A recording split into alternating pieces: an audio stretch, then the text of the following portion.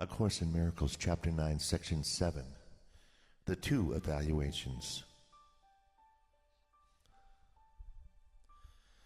God's will is your salvation. Would He not have given you the means to find it? If He wills you to have it, He must have made it possible and easy to obtain it. Your brothers are everywhere. You do not have to seek far for salvation. Every minute and every second gives you a chance to save yourself. Do not lose these chances, not because they will not return, but because delay of joy is needless. God wills you perfect happiness now. Is it possible that this is not also your will? And is it possible that this is not also the will of your brothers? Consider, then, that in this joint will you are all united, and in this only.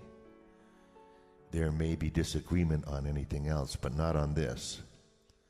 This, then, is where peace abides, and you abide in peace when you so decide. Yet you cannot abide in peace unless you accept the atonement, because the atonement is the way to peace. The reason is very simple and so obvious that it is often overlooked.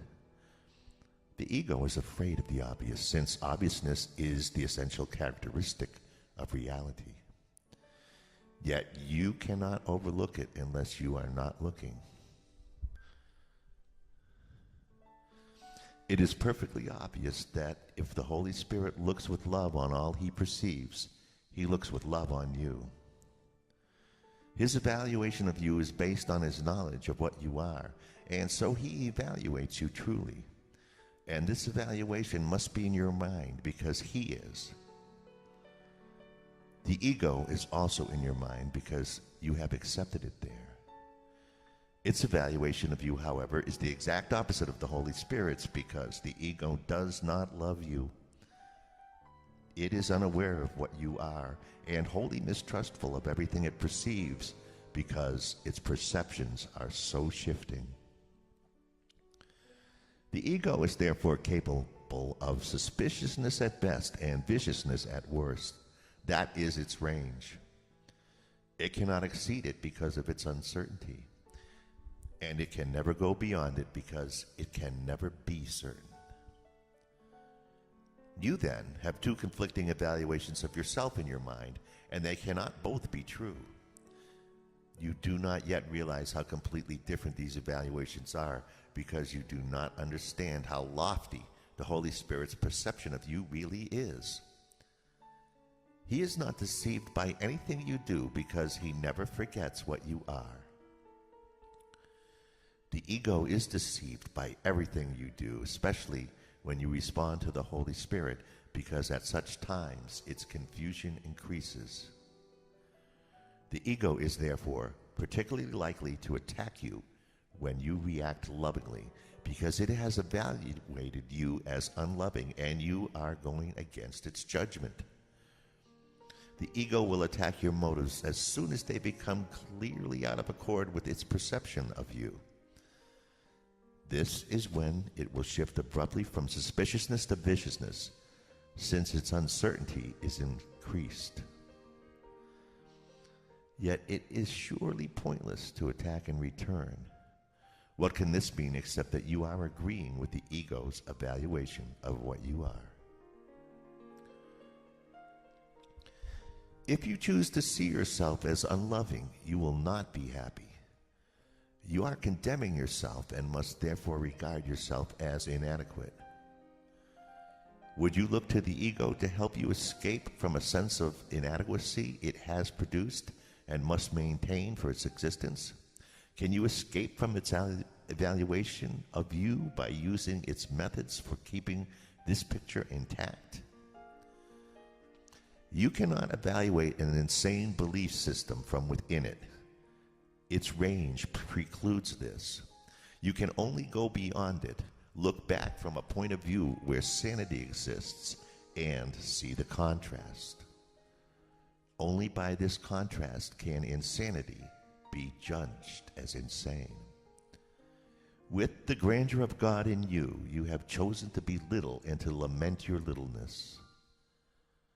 Within the system that dictated this choice, the lament is inevitable. Your littleness is taken for granted there, and you do not ask, who granted it? The question is meaningless within the ego's thought system because it would open the whole thought system to question. I have said that the ego does not know what a real question is. Lack of knowledge of any kind is always associated with unwillingness to know. And this produces a total lack of knowledge simply because knowledge is total.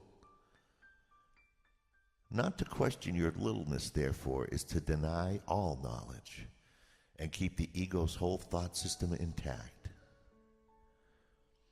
You cannot retain part of a thought system because it can be questioned only at its foundation. And this must be questioned from beyond it, because within its foundation does stand.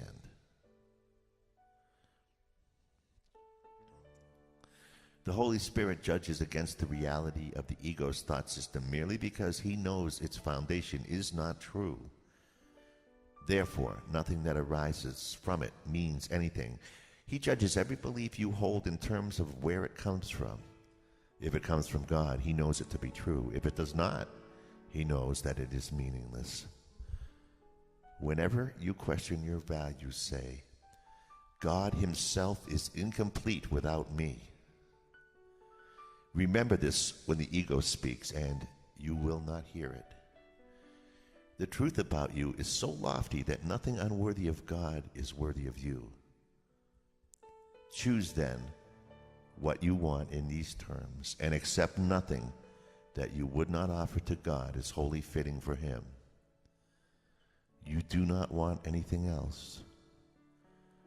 Return your part to him, and he will give you all of himself in exchange for the return of what belongs to him and renders him complete.